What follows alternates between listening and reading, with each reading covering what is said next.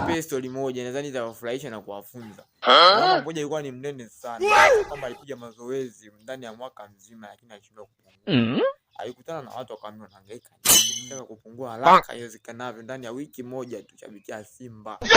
Huyo mama alikuwa ni mnene kiasi kwamba mlangoni apiti pale. Huyo mlango alikuwa apiti. Sasa alivyoshabikia Simba ndani ya siku 5 tu. Huyo mama hawezi amini. Hapo mlangoni anapita mpaka anajiuliza. Imewezekanaje? Ukitaka kupungua kwa haraka shabikia Simba.